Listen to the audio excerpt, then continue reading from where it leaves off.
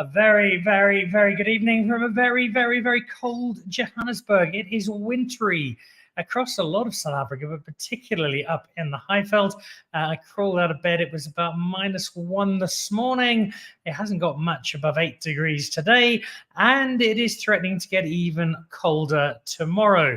I think we've got -4 on the horizon for tomorrow morning. So it is weather both in which to seek solace in warming red wine beside a good fire, but also to envy those in slightly warmer climes. And we find them on the show today because joining us in an adventure into a different part of the continent are three rather influential members of the wine community in West Africa.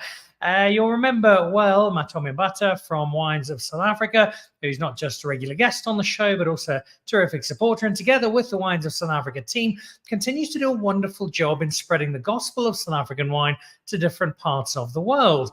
And Matome's role is to take on the continent of Africa and to ensure that South African wine gets spread as far and wide as possible. And he's doing a terrific job, but he'll be the first to admit there is still work to be done. And so through Dan Really Likes Wine, we're kicking off what I hope is going to be a series of conversations, not just online, but hopefully in person as well in due course, with some of the different markets across Africa where South African wine has a foothold. And two of those are the markets we come into contact with today, because Ghana and Nigeria are not just powerhouses of Africa as a whole, but they are also growing markets for South African wine. And I'm fascinated to find out how big a role wine plays in Ghana and Nigeria in terms of the culture and the dining scene and food and wine as a whole, in as much as they do or don't exist.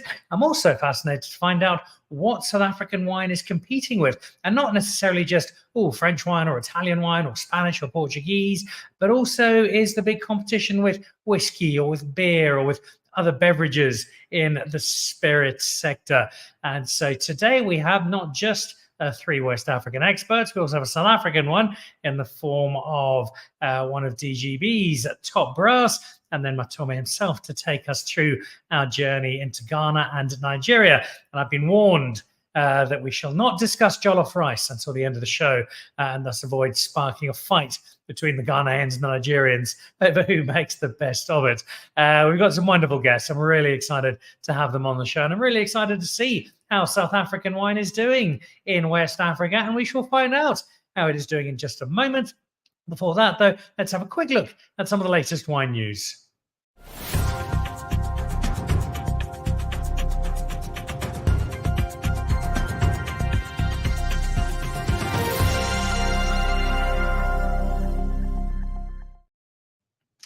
So these are two new appointments for the team at Journey's End, a brand we featured fairly regularly on Dan Really Likes Wine. This is Stephanie Van Oppel, who was with Penfolds and Diageo, and she's joining the team in London, which I find quite exciting.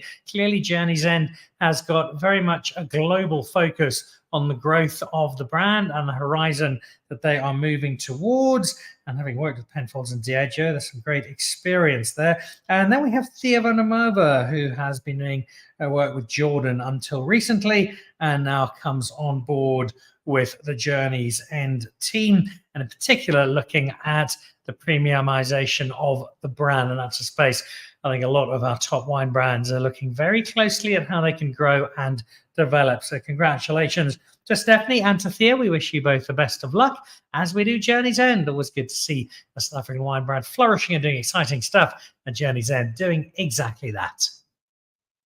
This is tomorrow evening, your chance to join Bernard, the winemaker at Zorgvliet at Norman Goodfellows.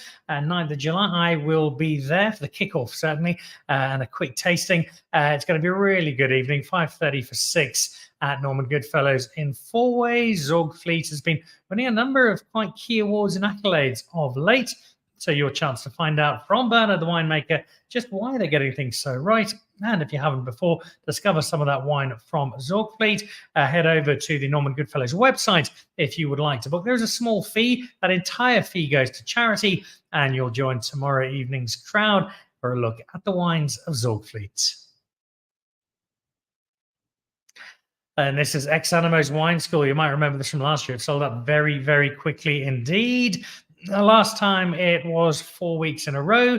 This time it has been split up. There's a red wine course and there is also a sparkling and white wine course. Each one is a 2-week course. And this is not going to turn you into Michael Fridjon overnight. You will not suddenly have an encyclopedic knowledge of wine and be able to simply have a sniff of something and tell you exactly who the winemaker was and where it was produced. What it will do, though, is give you a better understanding of wine across the board, also give you a look at some of the basics of how to appraise wine, how to check it out and see what represents a good quality wine, and also just give you a better understanding of your own appreciation. It's a really good one. Ex Animo's website is the place to go. Those are taking place end of this month and the end of August, and they should make for some really cool courses. Highly recommend these if you are down in Cape Town.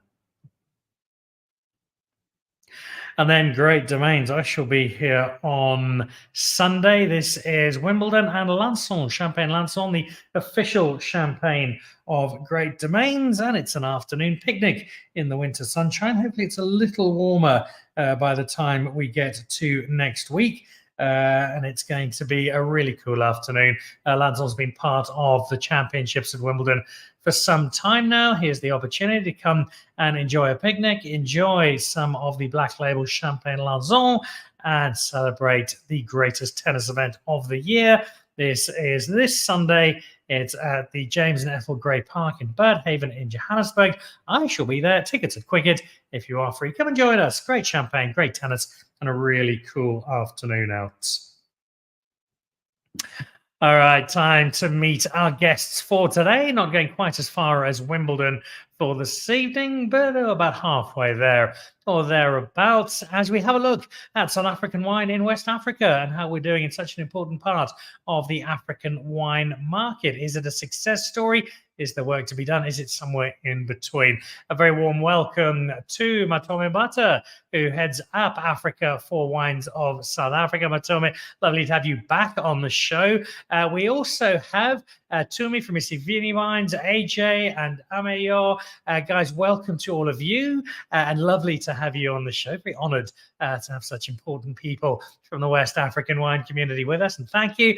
And then Schalk joins us from DGB, whose job is to try and convince people like Ameyaw and AJ and Tumi to drink even more South African wine. How well is he doing? We'll find out in a moment, as we will how the West African wine scene looks. Let's start, though, with Matome. If you can just set the scene for us, Mr. Mbatha. South African wine in West Africa. How strong are we? How well are we doing? How much work is there still to be done? Well, thanks, Dan, and thanks for this opportunity once again to be in your show. I think it's long overdue. We should do this at least twice a year or so. But given, just to give background, Wines of South Africa is the export marketing council for the industry. Our focus to develop and position brand South Africa in the different markets in the world. I look after the continent, and it's for that reason that we're sitting with these champions that we're with in the panel to talk through the activities that we do in the continent. Our main objective is just to, first of all, engage and educate the different consumers in markets through the wine etiquette, obviously, to get them to appreciate wine and consume it in a most fashionable way, but in a most responsible way as well.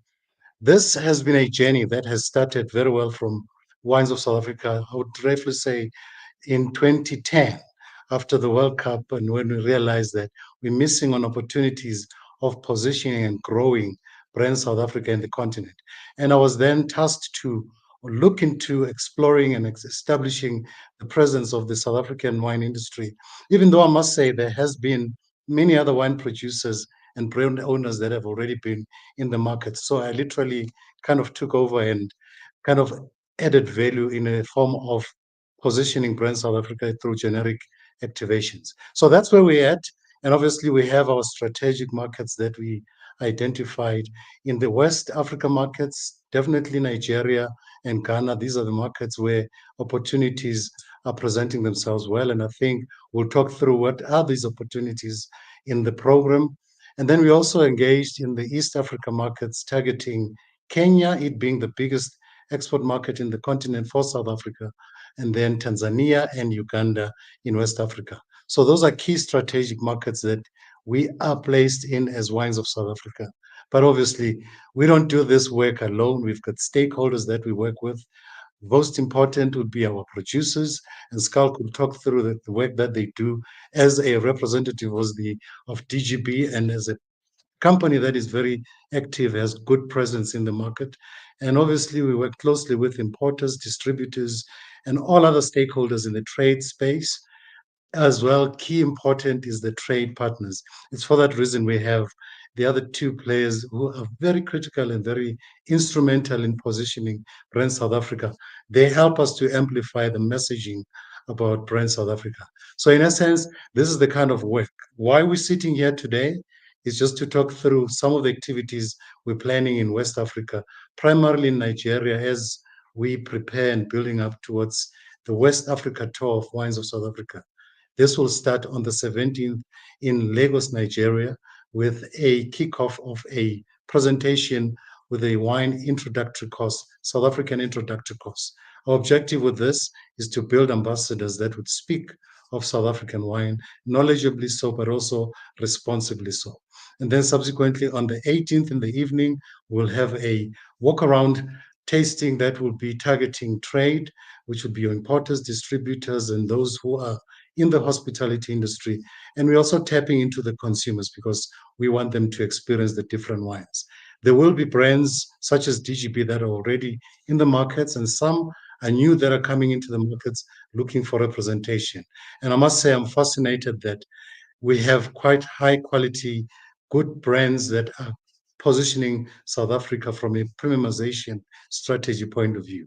And then we move on to Ghana on the 20th, where we will be, well, it will start on the 19th, where we'll host a wine course presentation, and then on the 20th in the evening, do the same exercise of doing a walk around exhibition and tasting with consumers as well as trade and media. So that's it in a nutshell. But yes, I'm still going to give other panelists a chance to present themselves. Thank you, Dan. It all sounds very exciting, Matome, and as usual, it sounds like both you and the Wines of South Africa team are being very industrious. It doesn't matter, though, how good the wine is or how much work you're doing if there aren't people on the ground who actually like wine and enjoy it. AJ is something of a superstar in Ghana, one of the biggest radio and television presenters there is. Importantly, AJ, you've also spent time here in South Africa. Give me a sketch of wine in Ghana. How big a role does wine play in day-to-day life? Will most people have a glass of wine with a meal? How important, how established is the wine culture within Ghanaian society? So, well, thank you so much for having me, and a big hello to all your viewers and listeners across the continent. Well, wines in Ghana, or the wine industry in Ghana, relatively started off a little slower than usual. So Ghanaians in the beginning were more of beer drinkers, but over the last 10, 15 years, we've really gotten into the art of wine. Typically, the Ghanaian palate is a lot sweeter, or we start off with the sweet wines. But in recent times, in the last few years, there have been more people into more who sort of advance their palates, are more into drier, more exciting varieties, looking at exploring a bit more instead of just going for the usual sweet. And that's built a lot in the Ghanaian community. An average event usually now involves at least a glass of wine or two. For most events, weddings, parties, celebrations, you usually see waiters going around with bottles and bottles of wine. I'm happy to say that most of those wines are South African wines. Ghanaians have really gotten into the South African wine industry, or accepted the South African wine industry a lot over the last few years. A big kudos to Matome and the work he's done over the last few years to ensure that it's accessible, it's affordable, and most importantly, it's preferred amongst the Ghanaian community. I mean, if you're going to drink wine, why not drink African wine? And that's largely been a sentiment that a lot of people are carrying and then actually really promoting here in Ghana. I'm very glad to hear that. It's a wonderful sentiment. It's great news for South African wine. Tell me a little bit more about the kinds of wine that are being drunk. Let's say I touch down in Accra and I get to come out to dinner with you and some of your friends. Yes. What am I likely to find on a wine list? What sort of wine from South Africa are people going to be drinking? So now, Chenin Blanc is actually really gaining a lot of momentum in the Ghanaian wine drinkers market. But usually Ghanaians are more Chardonnay. So white is also quite big in Ghana. Though we have a lot of exciting red wine drinkers. I on the regular prefer a lot of white, and a lot of my friends do. So you'd see a lot of Chardonnay, a lot of Chenin Blanc, which is exciting to know, because it's a proudly South African varietal that is now big in Ghana. You definitely do quite a lot of red as well, and some rosé to some extent. Some Pinotage would definitely be featured in there. Perhaps get some of the other exciting reds in there as well. But largely you would get, and a few people will also go for the sweeter wines. I'll tell you why. So Four Cousins, which is a proudly South African wine, was one of the first brands to get into Ghana. So it had a lot of people now being converted into their sweeter whites and sweeter rosés and reds. So that is because of that. That's why we started off a lot with sweeter varieties of wines, or South African wines specifically. So that became a huge movement in Ghana in the early years, until more brands started coming into the country and we started being exposed to a bit more of that. So those are what you largely get. I'm impartial to a good Chenin, so maybe that's where I'm speaking from. But definitely a lot of whites we featured in there, and some reds.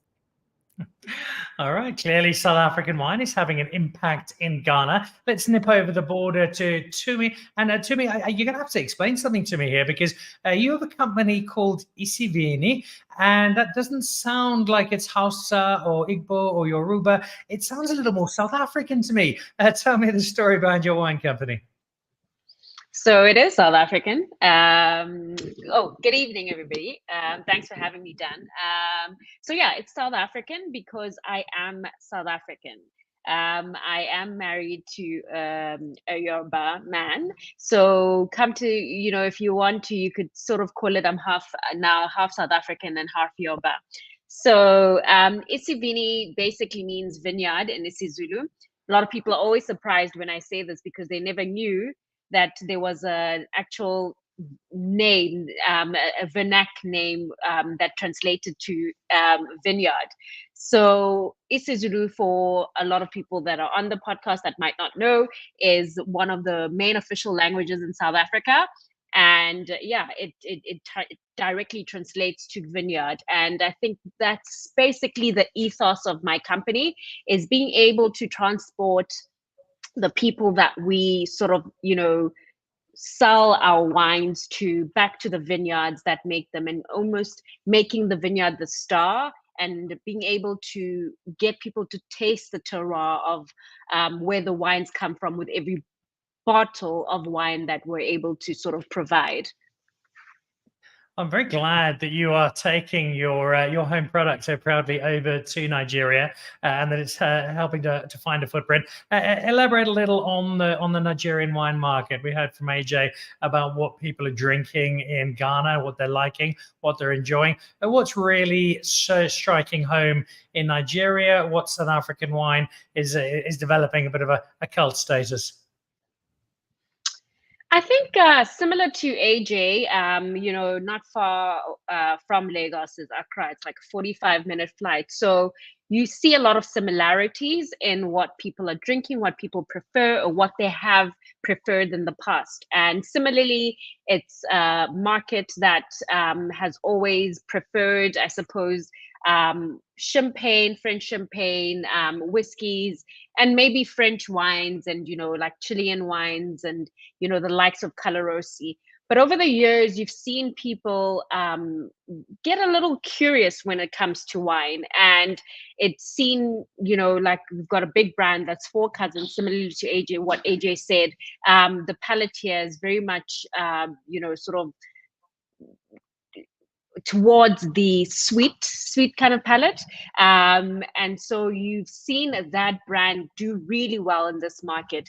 But you have a lot of consumers now that are getting a little bit more discerning, right? The economic condition of a place like Lagos is you see one that's people are getting a little bit more intentional about how they spend their buck, and so they are looking to not necessarily more affordable wines, but wines that actually have a story behind them, and they want to know, they're getting more involved in what they're drinking, right? And it's becoming a more educated sort of decision, and versus just grabbing a bottle of French wine as you may. And so I think, the likes of WOSA coming into the market have done a really good job in being able to sort of tell those stories and having a little bit of a presence here.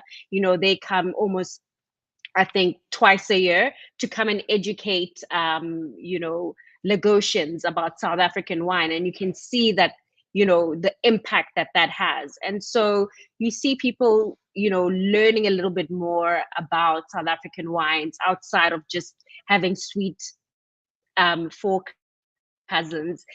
You see it in how when you go to restaurants, you having a lot more South African wines on the list, whereas back in the day you would see one or two line items of that.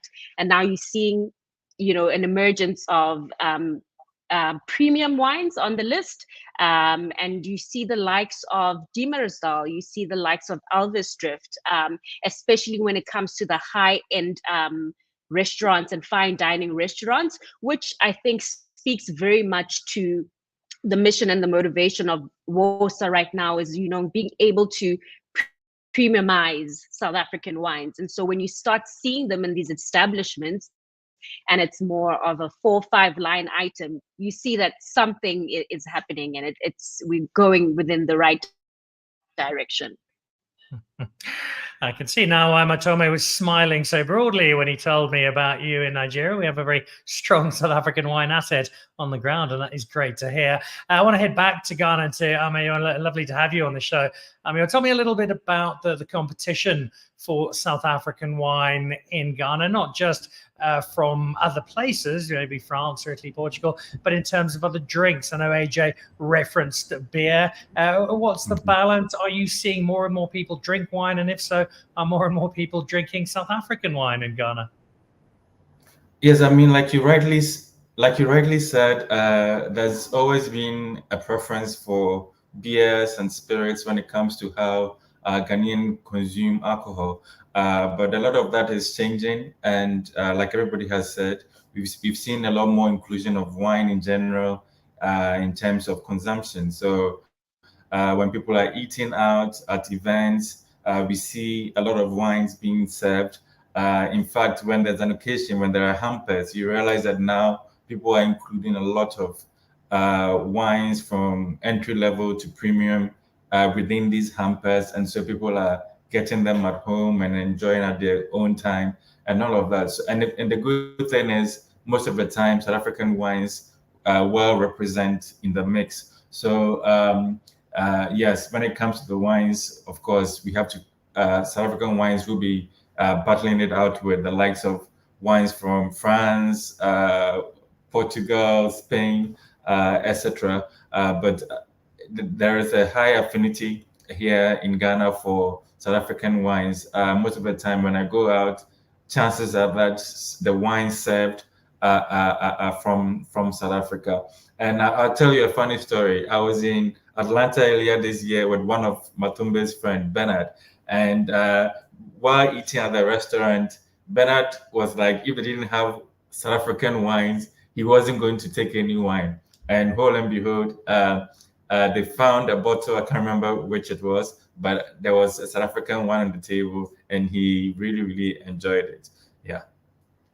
I love hearing that. It's always great to see South African wine popping up all over the world. If I think back to our big Cape Wine celebration in South Africa, you always knew when the Ghanaians, the Nigerians were around, because there was always loads of noise and cheer and just lots of fun. It was endemic to whenever the contingent was around. And I get that sense that there's a real culture of celebration and enjoyment and doing things together in both Ghana and in Lagos. In terms of Ghana in particular, and if you're going out in Accra, is there something which I think we've seen here in South Africa where the status of wine has grown considerably, and people now, yes, they're drinking wine because they really enjoy it, but it's also a pretty cool thing to be seen drinking? Is that something you've seen in Ghana? Yes, I mean, here in Ghana, it pretty much even started off as that, because a lot of people attach a lot of status to wine, and so perhaps felt it was too expensive for them to even start consuming it. But now you realize that people are consuming it more, and yes, that element of attaching it just only to a certain class of people is sort of going down. And then yes, there are those who also consume it because they feel they belong to a certain class, to be able to enjoy that quality of wine. So it's a good mix. But like I said, for Ghana, it's more of a graduation from seeing it as a status drink to now consuming it generally. Before now, those demarcations come in as well. But people are looking out to have wines, like AJ said, from weddings to all kinds of events. And when people even go out, they're not just asking for the soft drinks, fruit juices, or spirits and cocktails. They're also going in for wine a lot. So I think we've gotten to that level. Yeah. All of which will be very, very good news for our two South African guests on the show. One is half South African, one and half Nigerian. Before I cross over to Schalk, I see the Kulu Fine Wines team is watching on Instagram. Lovely to have you. Olisi from Signature Restaurant watching as well. We've got a whole pile of people watching over on X, formerly Twitter. Across all of our other platforms. Lovely to have everybody around the world watching a special edition of Dan Really Likes Wine with Norman Goodfellows as we look at the African charge, South African charge into the rest of the African wine market. Schalk, we've heard some pretty good endorsement for South African wine so far. It sounds like in Ghana and in Nigeria, people are certainly enjoying South African wine, buying into it, celebrating it. How do you see the current status of South African wine in the rest of Africa through the lens of DGB?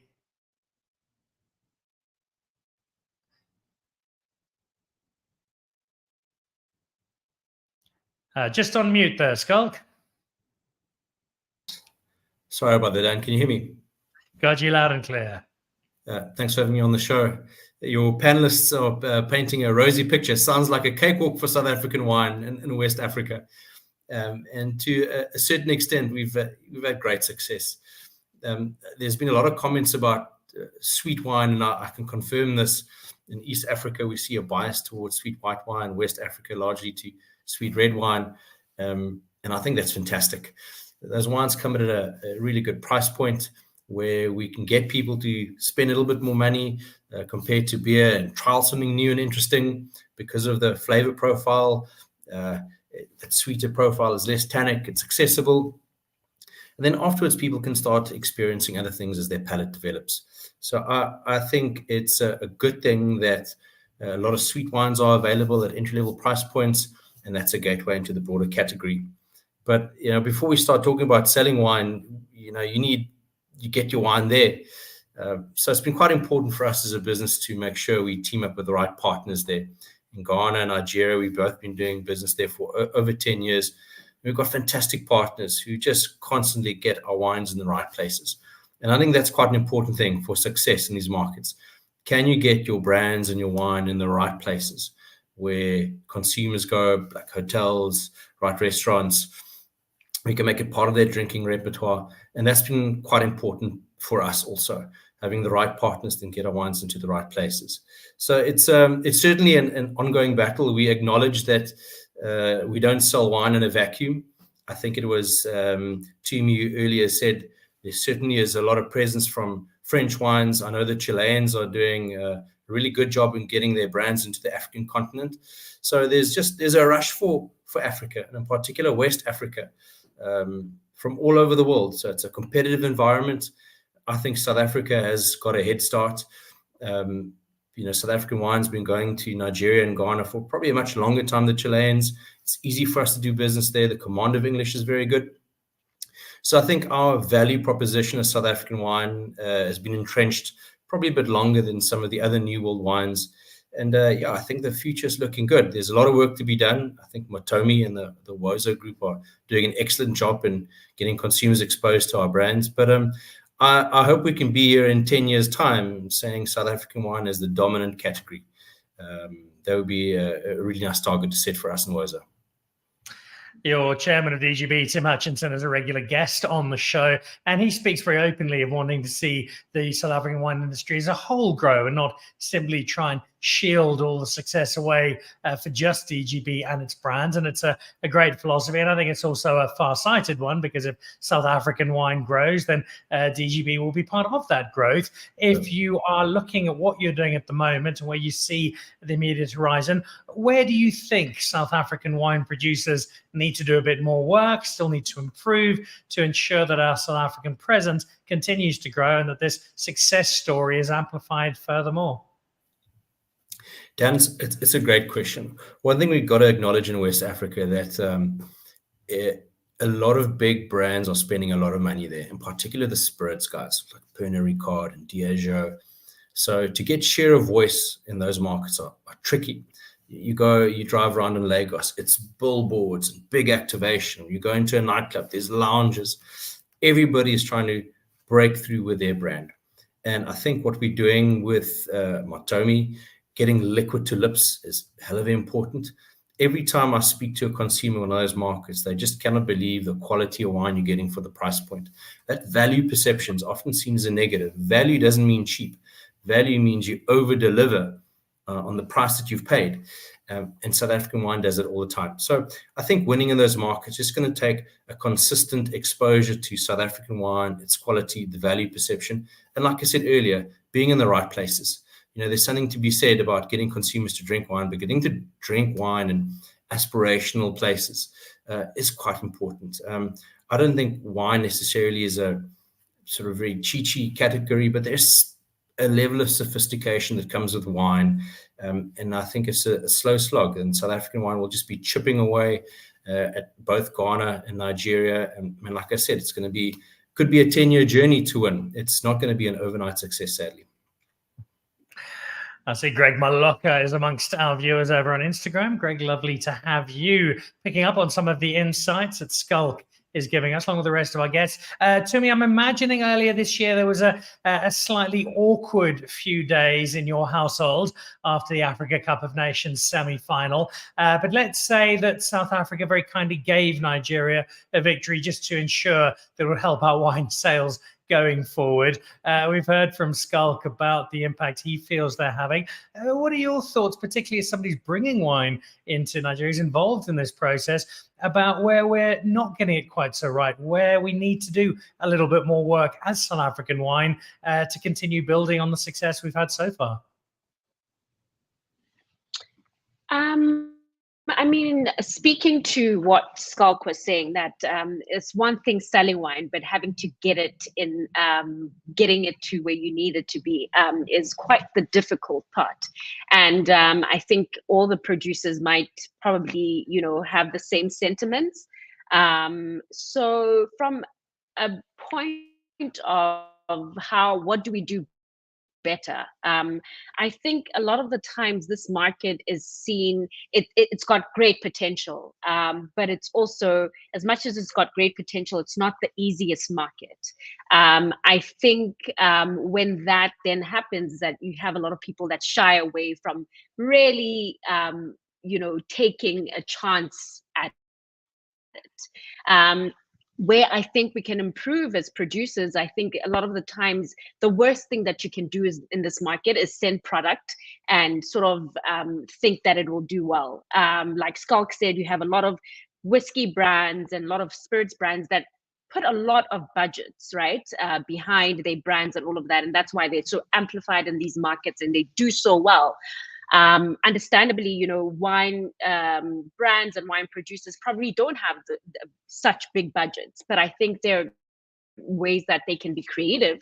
I think that airtime and seeing producers coming into the markets and not being afraid of these like really big potential markets and being audacious enough to come, the products are not going to do well if you sort of bring them in here and sort of dump them in the market, for lack of a better word. There has to be a lot of intention of seeing what the actual market looks like, you know, having a first-hand experience at coming into these markets and seeing the restaurant scene, seeing the different markets where wines sell, whether it's open air markets, whether it's restaurants, whether it's supermarkets. Unless you can get a real feel of what Nigeria is, you won't ever be able to understand it. And I say this all the time, you know, people ask me back at home, so how is it? And I'm like, there aren't enough words for me to be able to describe it and you actually get it. You just have to be here. And I think that's where we can start, you know, getting better, when we see a lot of producers coming into these markets and coming to understand them and, you know, sort of interacting with the final consumers, whether it's private clients, whether it's restaurant owners.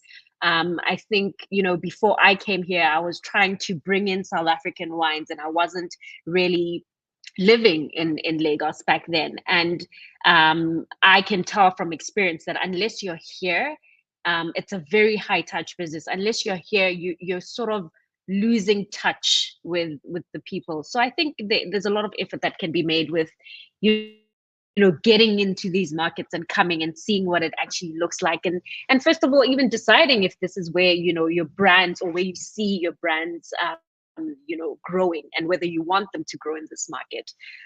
So I think that's a really, really important one. The thirst for wine is clearly there. What about the thirst for knowledge? You've got WSET 3, you know the detail and the nuance and the subtlety of wine. We've got events like Matome's with Wines of South Africa coming up. Are people coming along to that sort of event merely to discover a new wine or two that they might like and enjoy the experience? Or is there an element of the market that has that desire to understand wine in more detail, to find out more about the process, about what's gone into a particular wine, about the finer details that make up a bottle?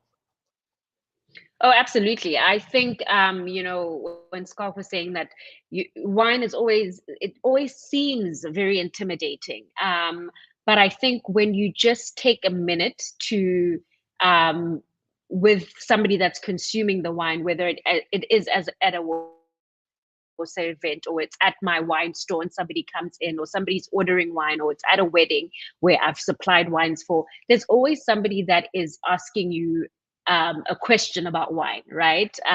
Whether it's what is your favorite wine, or why, what wine is this? Where does it come from? There's always a level of curiosity that always astonishes me in this market. So it tells me that people, as much as it's such an it can be a very intimidating subject, people here are very boldly asking questions, right? So it signals that there is a hunger and a thirst for knowledge. People want to know, and once, you know, they know a little bit more than they did coming into the conversation, you know, their minds are blown. You see them like light up and they want to learn more. So you know, we try our best. I try my best in my sort of little corner to, whenever there's an opportunity to have or to engage with someone on wine, that they leave the conversation with just a little bit more than they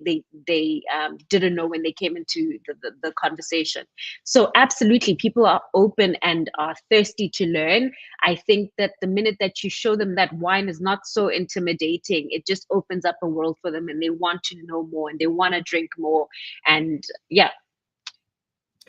So plenty of wine interest in Nigeria. This is very good news for South African wine. Let's head back to Ghana. Ameyaw, you've spent time in South Africa. You've got hundreds of thousands of followers detailing your every move as you travel around the world and have the adventures that you continue to revel in. When you got back from South Africa, when you got back from spending time in a wine context in South Africa, how much interest was there amongst friends and family, but also amongst your army of followers about South Africa and South African wine? Was it something that people were really interested to find out more about? Yes, I think most of the time the interest is in drinking it. Majority of the people want to taste and experience the drinks. There's only few people who show interest in the intricacies of making it, the processes involved, etc. But most of the time, I find out that people just want to drink it. They're inboxing me and asking how many bottles did I bring for them. They want to experience the drink. I think it's fewer people who appreciate the process of making it. Yes. We often see countries or cultures through the prism of a certain element of that culture or country, whether it's through an athlete or a sports team or a type of food or a tourist attraction. Do you think the perception that many Ghanaians had of South Africa has changed and, crossing my fingers, possibly improved through people engaging with and starting to understand South African wine? Oh, yes. I mean, Ghanaians are very open to exploring cultures, and they do that when there are usually events that expose those cultures to them. And so sometimes through our traveling and what we highlight to them, they're able to explore from events. Those who came to South Africa for the very first time through the Football World Cup, it was a great eye opener for them, and they came back with lots of different, because sometimes you don't know what it is until you've experienced it. You either experience it yourself or through some spectacle, and I think those ones are more positive than the negative thoughts or experiences people have with South Africa. I mean, it's always every now and then that news of such negativity come up, and then people are worried or wary about going to South Africa. But by and large, people they love South Africa, and especially now that it's sort of visa free. I know more people are traveling and getting a chance to experience the beautiful country that is South Africa. And of course, when they do, they get to experience the food, the wine, and a lot more. You referenced the 2010 World Cup. We'll take plenty of credit for food and wine, and we apologize for the vuvuzela. We really do. Let's jump over to AJ. AJ asked a question a little earlier of Tumi. I'll put the same one to you. You spend a great deal of time in the media, in events. You see a lot of people, a lot of influential people. Where for you is South African wine, if not getting it completely right, then has the potential to do a bit more, potential to improve a touch? Well, South African wines, and I think the work, again, that WOSA has done has greatly improved people's knowledge of the wine, people's exposure to the wines. I'll say DGB's, Boschendel, Tall Horse are huge brands in Ghana now that are getting a lot of momentum. I know Ken Forrester is also gaining ground. KWV, of course, has great wines. But I think one part that maybe a bit more emphasis needs to be placed on is MCCs. So South African MCCs is amazing. Annabelle by KWV is something I can't get enough of. And there's so many amazing brands who do MCCs in South Africa, but I think it's not being promoted as much as the wines and other. So at this point, it's either you're going French champagne or some people are choosing Prosecco, but I think MCCs have a great potential to overtake all the Prosecco types in the market now. The South African sparkling wines are unique and are incredible wines, incredible sparkling wines, and so I think maybe a bit more emphasis placed on getting a lot more of the MCCs out here in the Ghanaian public, and the Ghanaian wine drinking communities, because it's now either you're going high end, mid range, and other brands are taking, or other countries are sort of trying to fit in the middle. And I think South African wines are possibly the best option for a lot of us to be able to go when you want some bubbles, to be able to celebrate a great event. So maybe looking at a bit more focus on MCCs in the next coming months or years. To also, I think, or hear me properly. So yes, sorry about that. So I think in terms of also ensuring that more people do get to know and enjoy the wines, I think usually when we do sort of collaborations with WOSA, I usually come back with a lot of footage where we do into like documentary style foot views of how not only beautiful South Africa is, but also how incredible the wine process and making is. And it's created a lot of interest in South African wines, because people, not only even in the wines, but also in terms of seeing the process and seeing it, because how incredible value is placed in places like the wine farms is something that is quite different here in Ghana. So a lot of people see that and see the potential of actually adding value to our tourist sites as well. So it comes off and becomes like this whole tourism roadshow that we show on the TV networks, which also generates a lot of excitement about it. I've had friends reach out, companies reach out about just exploring some of the wine estates, which is something that Ghanaians love to do. So that has also brought a lot of spotlight to South African wines. So I think a lot more in that direction is something that I know WOSA is working on, and I'm excited to help in every way possible. Because I honestly call myself a one man, one of the big ambassadors of South African wines in Ghana. In my home, in my office, everywhere I go, literally, you must drink South African wine around me. It's either South African wine or nothing. We love you, AJ. You're doing a great job for us. Thank you. I think Schalk is busy WhatsApping his team to air freight bubbles straight to Accra. They should touch down tomorrow morning, so be at the airport and they'll be there for you. To my three West African guests, I'm going to come back to you all right at the end of the show with a question for all three of you, so you can start preparing. Ameyaw, AJ, and Tumi. I need the South African wine to pair with jollof rice. I'm not asking whose is best. I'm just asking you to prepare a wine for when I come and visit you, which I'm planning to do. So start thinking about the ideal wine for your jollof rice. Schalk, you've got some wonderful feedback there, particularly on where we can maybe do a little more. And I think that sparkling conversation, that cup classique conversation, is a really, really exciting one. If I take what you've already said and I take the words of our three guests from Nigeria and from Ghana, it would seem not just for DGB, but for South African wine as a whole, there is a really exciting opportunity to build on this platform. Yeah.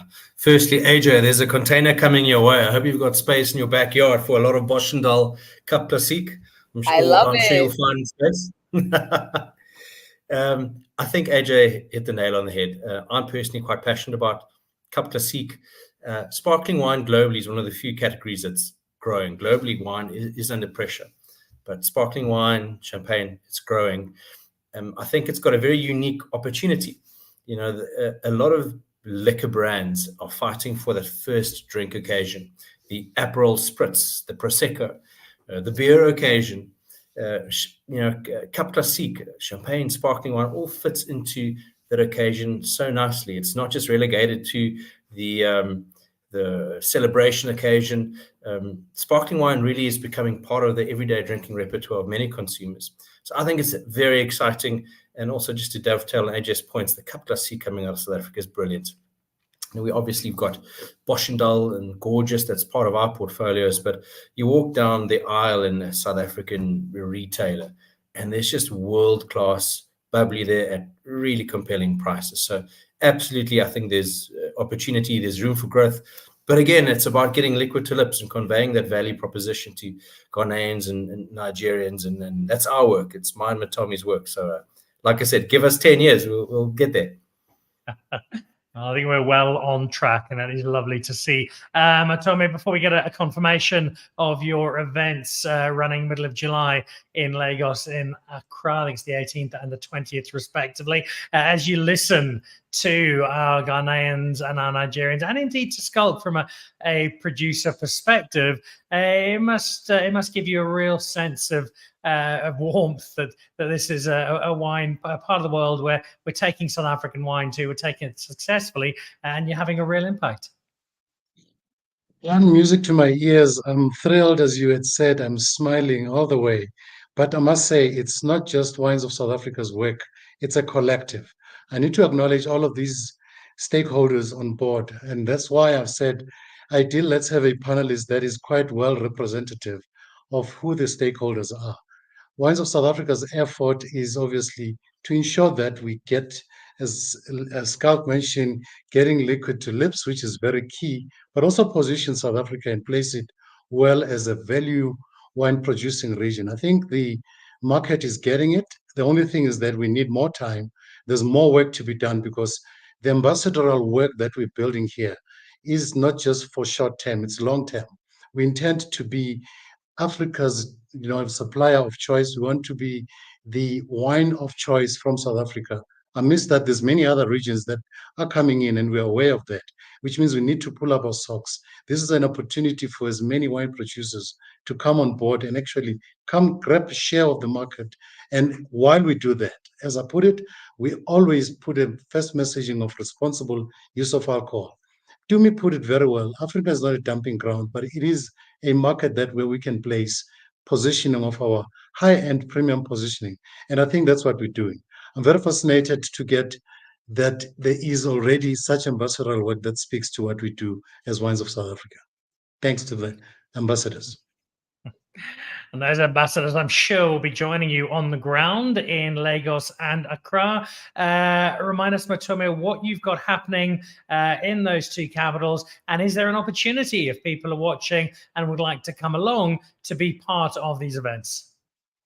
Oh, definitely. It's actually events by invitation. We're prioritizing trade and media. However, we say we also create opportunities for consumers to explore. So there is communication that goes through our media partners, through television, radio, print media across. There will be, obviously, it's not by sale, it's by invitation. So through our partner, John Williams, Bill Betzra, who's joined us here, who's communicating through these media partners and through platforms about how to get to the event. So we are in Lagos on the 18th for the main event, which will be in the evening from 7 p.m. all the way until 10 p.m. And then we move on to Ghana, Accra on the 20th. But all of these events are presided by the actual wine course that is presented to trade and media.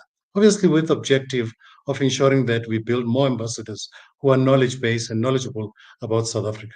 So this is one of the highlights of Wines of South Africa hosting these events. And I must say, we've got quite a number of fascinating brands that are on board, new, some of those that are not in the market yet, and some those are in the market, which then becomes a brilliant activation platform. Schalk will actually attest to that.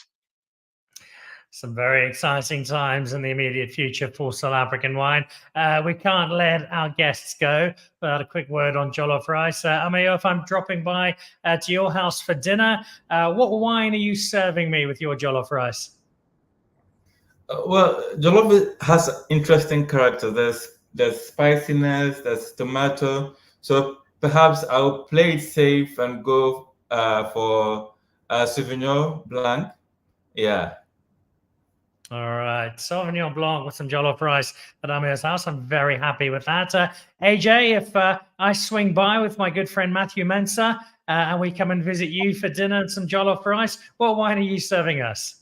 Well, I'm gonna give you, of course, authentic Ghanaian jollof rice, but with seafood. So probably do some grilled lobster with some garlic butter sauce, and definitely pairing it with Chenin Blanc. I told you I'm impartial to it, and I'm gonna pick a Boschendel 1685 Chenin Blanc and pair with that perfectly, and it's gonna be chef's kiss. Of course, side dishes, you have some spicy kilewili, which is fried plantain with a bit of pepper, and of course, an authentic Ghanaian salad. We do our salads different from everyone else. That sounds sensational. AJ, mark me down for dinner. I'll be there as soon as I can book a flight. Let's go over to our South African Nigerian headquarters in Lagos. I presume, Tumi, there is jollof rice served at home. What wine are you giving me with it for dinner? There's jollof rice at the home. The best jollof rice being Nigerian jollof rice. I'm sure my in-laws will be very proud of that statement. So I would be serving that with an Iona Mr. P Pinot Noir.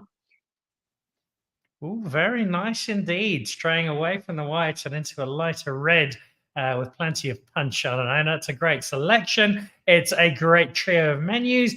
And far more importantly, it's been a really great hour with three wonderful ambassadors for South African wine, along with our WOSA chief, and a distributor who's doing great work with DGB. So guys, to all of you, thank you so much. This has done a number of things for me, and I'm really grateful for it. You've given me a lot more insight into wine in both Nigeria and Ghana, both an understanding but also an appreciation of how well South African wine is doing, which is fantastic to hear. Matome, it's lovely to know how much work that you guys are doing at WOSA there, and when you've got people like Schalk at your back delivering the wine, then you're clearly on the front foot, which really just leads me to do, Matome, and I promised you this in person, but I'm now going to say this on the show. And between Tumi, AJ, and Ameyaw, you've basically got the 3 single best known people in all of West Africa. So now they're going to hold this to me. I'm coming to Ghana. I'm coming to Nigeria. I'm bringing some wine with me, and I cannot wait to see you guys in person. And the only thing I'm not going to do is say who's got the best jollof rice, because I think that'll get me deported very quickly indeed. But really, Matome, keep up the great work. Schalk as well. It's lovely to see South African wine flourishing in distant climes. And to Ameyaw, to AJ, and Tumi, thank you not just for being on the show, but you're clearly so passionate about South African wine and doing such a great job promoting it for us. We're really, really grateful, and thank you for that. Thank you, Dan. Thanks for Appreciate having it. us. Thank you. Bye. So Thanks, there we everyone. go. Dan really likes wine for this evening, taking in the growth. And growth really does seem to be there of South African wine in Nigeria and in Ghana, with some wonderful people who've clearly got South African wine well into their blood and are promoting it so enthusiastically. I love to see that. So to Tumi in Lagos, our South African Nigerian, as well as to Ameyaw and to AJ in Accra, thank you so much. Matome, best of luck with the trip up there. And Schalk, keep shifting wine. Looks like there's some more bubbles, amongst other things, heading in increasing numbers to West Africa. And that does it for this evening. Thank you very much for joining us on the show. There's a busy week for Dan Really Likes Wine. Keep an eye on our assorted platforms. Not only is there some tasting to be done, we'll be with Constantia Glenn this week, amongst others, and sometime in Stellenbosch on Friday. But Wednesday and Thursday, the latest round of WSET exams get underway. I shall be lecturing away on Wednesday and Thursday, and I'll keep you posted, possibly as the tears come streaming down my cheeks. That does it for this evening. Huge thank you to Wines of South Africa for the incredible support they always give us, to our friends from West Africa and the team at DGB. Enjoy the rest of your evening. If you're in South Africa in general, Johannesburg in particular, stay warm, open some red wine. We'll see you back on the end of the show soon. Goodbye.